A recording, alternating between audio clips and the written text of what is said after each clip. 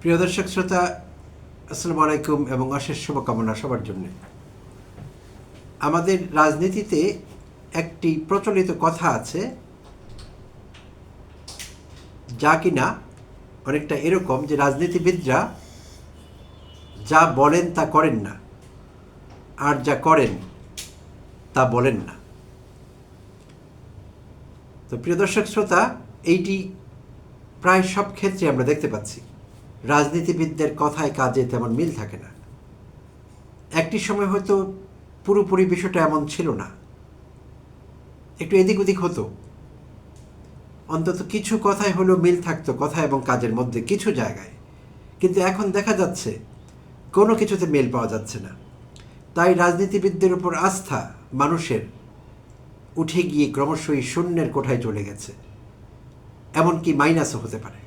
রাজনীতিবিদদের উপর মানুষ আস্থাই রাখতে পারছেন না।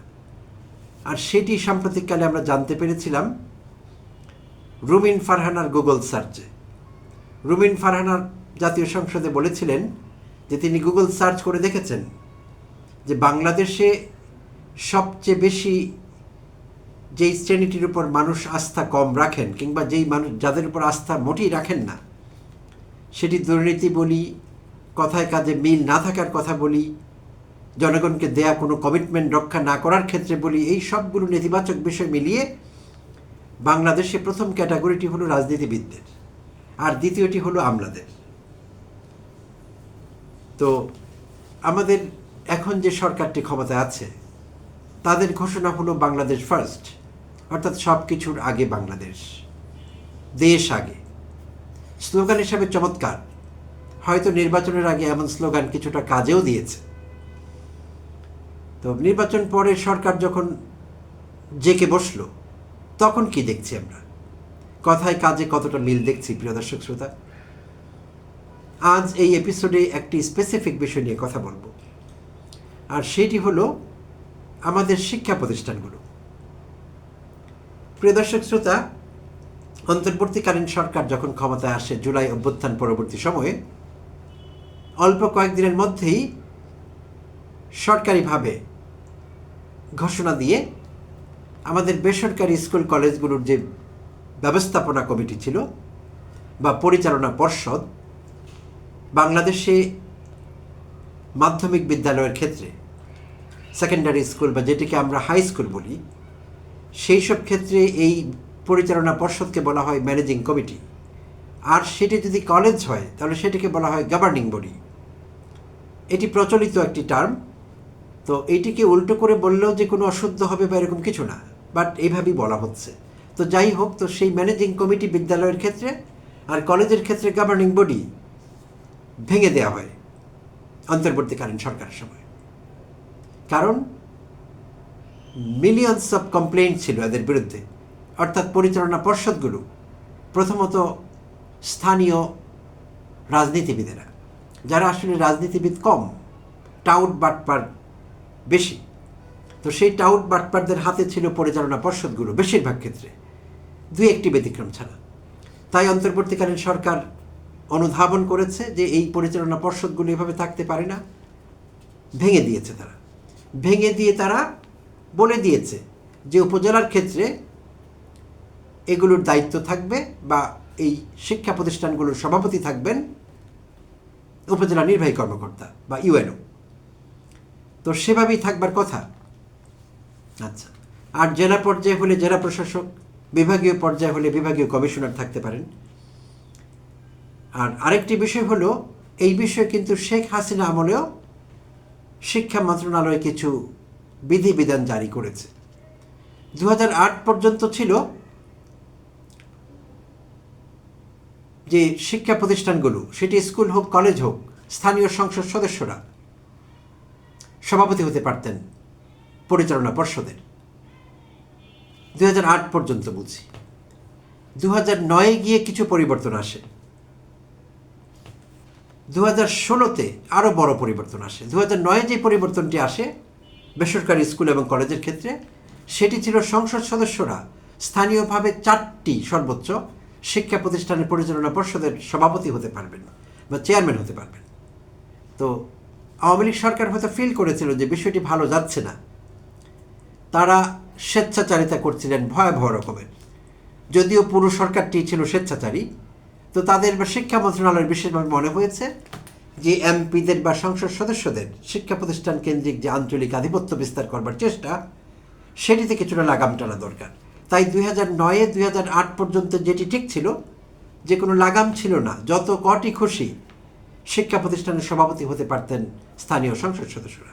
তো 9-তে এসে সেটিকে 4টি লিমিট করে দেওয়া হলো, তাতেও কাজ হচ্ছিল না। তখন 2016-তে আবার নতুন করে প্রবিধি জারি করা হয়, আর তখন বলা হলো যে সংসদ সদস্যরা কোনো শিক্ষা প্রতিষ্ঠানের পরিচালনা পর্ষদের সভাপতি থাকতে পারবেন না। তো সেই আইনটি কিন্তু এখনও বলবৎ আছে।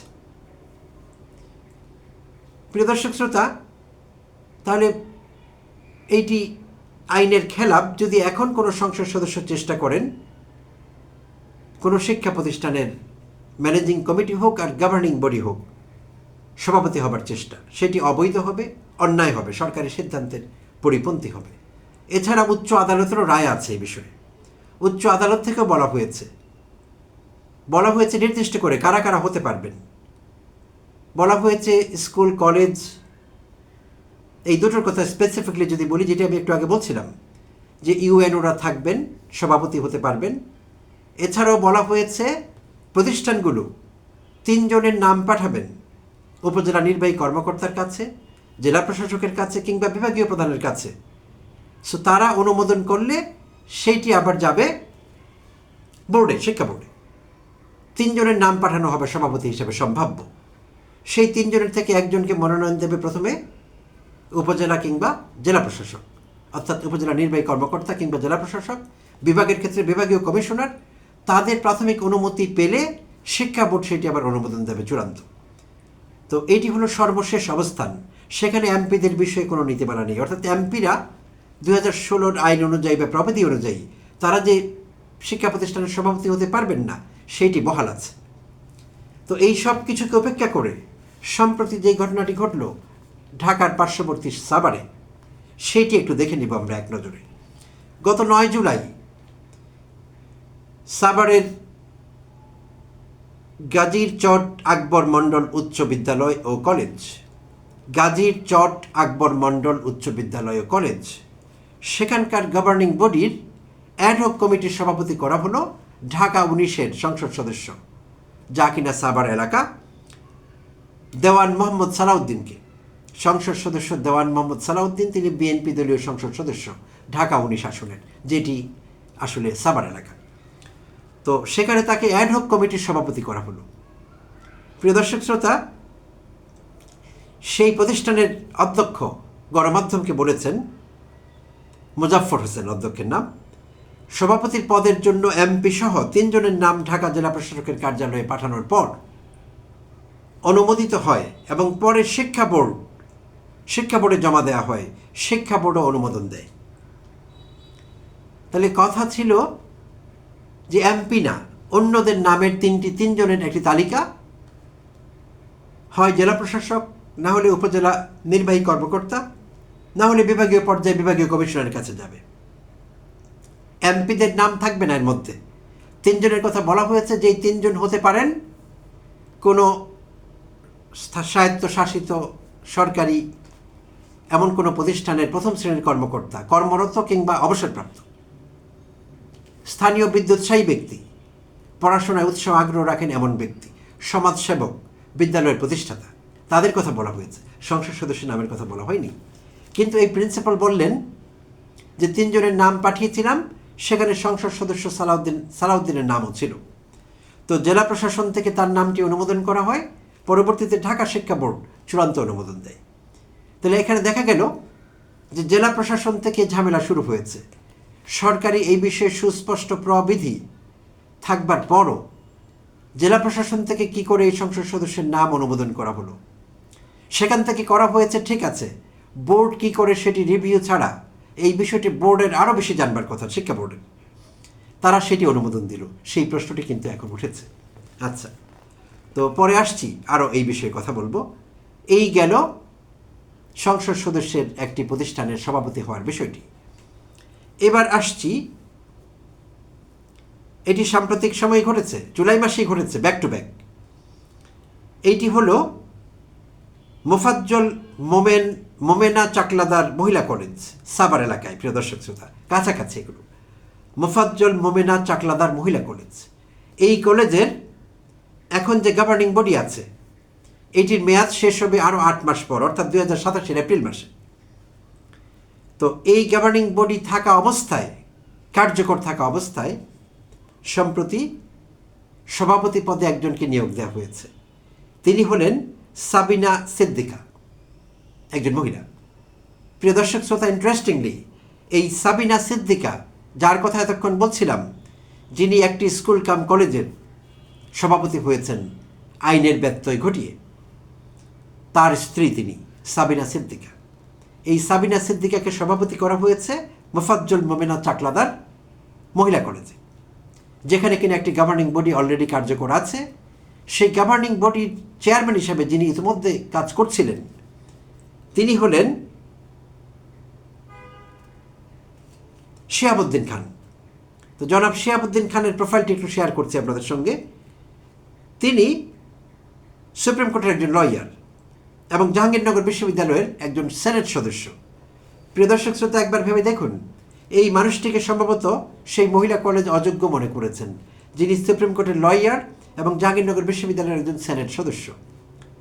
তাই তাকে বাইপাস করে একজন মহিলাকে, এমপির স্ত্রীকে সভাপতি বানানো হয়েছে। তো তিনি ছেড়ে দেননি, তিনি হাইকোর্টে রিট করেছিলেন শিহাবুদ্দিন খান। সেই রিটে তার পক্ষে রায় এসেছে। হাইকোর্ট এই আদেশটি, যেই আদেশটি বলে গভর্নিং বডির চেয়ারম্যান হয়েছিলেন এমপির স্ত্রী সাবিনা, সেই আদেশটিকে স্থগিত করেছে সাময়িকভাবে। অর্থাৎ শিহাবুদ্দিন খানের চেয়ারম্যানশিপ বহাল আছে সেই প্রতিষ্ঠানে। শেষ হয়নি এখনও, প্রিয় দর্শক শ্রোতা। দুটো সিনারিও গেল, 3 নম্বর সিনারিও। এটি গত জুন মাসে ঘটেছে। আর জুলাই মাসের দুটো ঘটনা বললাম। গত জুন মাসে একই সংসদ সদস্য দেওয়ান মোহাম্মদ সালাউদ্দিনের ছোট ভাই দেওয়ান মোহাম্মদ মঈনুদ্দিনকে সাভারের শিমুলিয়া শ্যামাপ্রসাদ স্কুল অ্যান্ড কলেজের ব্যবস্থাপনা কমিটির সভাপতি করা হয়েছে। তাহলে সংসদ সদস্য একটি স্কুল অ্যান্ড কলেজের সভাপতি হলেন, তার স্ত্রী সাবিনা একটি মহিলা কলেজের গভর্নিং বডির চেয়ারম্যান হলেন বা সভাপতি হলেন, সংসদ সদস্যের ছোট ভাই দেওয়ান মোহাম্মদ মঈনুদ্দিন, তিনি হলেন শিমুলিয়া শ্যামাপ্রসাদ স্কুল অ্যান্ড কলেজের সভাপতি। জুন এবং জুলাই মাসের এই ডেভেলপমেন্টগুলো। প্রিয় দর্শক শ্রোতা, আপাত দৃষ্টিতে এটিকে একটি আঞ্চলিক বিষয় মনে হতে পারে, একটি তুচ্ছ ঘটনা, ছোট বিষয়, জাতীয় কোনো বিষয় না, এরকম মনে হতে পারে কারো কারো। কিন্তু বিষয়টি মোটেই তুচ্ছ নয়, মোটেই বিষয়টি আঞ্চলিক নয়, এটি একটি জাতীয় বিষয় আসলে। কারণ এই চর দখল, এই জবরদখল, এই দখলদারিত্ব পুরো দেশেই কম বেশি চলছে। শুরু হয় কিন্তু কোনো অঞ্চল থেকে, স্থানীয় পর্যায় থেকে, তৃণমূল থেকে শুরু হয়ে আস্তে আস্তে ছড়িয়ে পড়ে রাজধানী পর্যন্ত। সব বিষয়ে এমনটি হয়েছে। এমনটি ঘটতে দেখেছি আমরা বাংলাদেশ ব্যাংকে। বাংলাদেশ ব্যাংকের ওয়ার্ল্ড ক্লাস যোগ্যতা যার, সেই গভর্নরকে সরিয়ে অনেকটা মবের মাধ্যমে একজন ব্যবসায়ীকে গভর্নর নিয়োগ দেওয়া হলো। বিশ্ববিদ্যালয়গুলোতে চর দখলের মতো করে ভিসি নিয়োগ দেওয়া হলো দলীয় প্রার্থীদের। সম্প্রতি 11টি সরকারি প্রতিষ্ঠান প্রধান হিসেবে নিয়োগ দেওয়া হলো বিএনপির যেসব নেতারা ত্রয়োদশ জাতীয় সংসদে মনোনয়ন পাননি কিংবা অন্যভাবে সুবিধা করতে পারেননি, তাদেরকে পুরস্কৃত করা হলো 11টি সরকারি প্রতিষ্ঠানের প্রধান হিসেবে নিয়োগ দিয়ে। তো এইভাবে চর দখল একের পর এক চলছে। গত 3 দিন থেকে নতুন ধরে আরেকটি চর দখল নতুন করে শুরু হয়েছে, সেটি হলো ক্যাম্পাস দখল করা, ক্যাম্পাস এবং হল দখল করা, যা কিনা আমরা জগন্নাথ বিশ্ববিদ্যালয় থেকে শুরু হতে দেখলাম। জগন্নাথ বিশ্ববিদ্যালয়, ঢাকা কলেজ, ঢাকা আরিয়া মাদ্রাসা, কবি নজরুল কলেজ, এভাবে আস্তে আস্তে হয়তো সারা বাংলাদেশে বৃষ্টি ছড়িয়ে পড়বে, যেমনি আওয়ামী আমলে ছড়িয়ে পড়েছিল। আর এইসব কারণে আমরা হয়েছিলাম অতিষ্ঠ। পুরো দেশের মানুষের ধৈর্য একসময় নিঃশেষ হয়ে গিয়েছিল। আর প্রতিক্রিয়ায় কী হয়েছিল সেটি আমাদের ভালো করে জানা আছে, সরকারি দল বিএনপি ভুলে গেলেও। প্রিয় দর্শক শ্রোতা, তাই শুরুতেই বলছিলাম যে রাজনীতিবিদেরা যা বলেন তা করেন না, আর সেটিই করেন যেটা তারা বলেন না। এটি অনেকদিন আগে থেকে রাজনীতিতে প্রচলিত আছে, আর সেইটির নমুনা আমরা জীবনের প্রতিটি ক্ষেত্রে, রাষ্ট্রের প্রতিটি ক্ষেত্রে দেখতে পাচ্ছি। তো ফলাফল কী হবে আমরা জানি না, আর সরকারের এই বিষয়ে বোধোদয় হবে কি না। এই কাজগুলো করেই যে হাসিনার সর্বনাশ হয়েছিল সেটি তারা মনে করতে পারবেন কিনা, মনে করতে চাইবেন কিনা, সেই প্রশ্নটি কিন্তু থেকেই যাচ্ছে। অনেক অনেক ধন্যবাদ জানবেন সঙ্গে থাকবার জন্য। আবারও কথা হবে আপনাদের সঙ্গে অন্য কোনো টপিক নিয়ে আরেকটি এপিসোডে।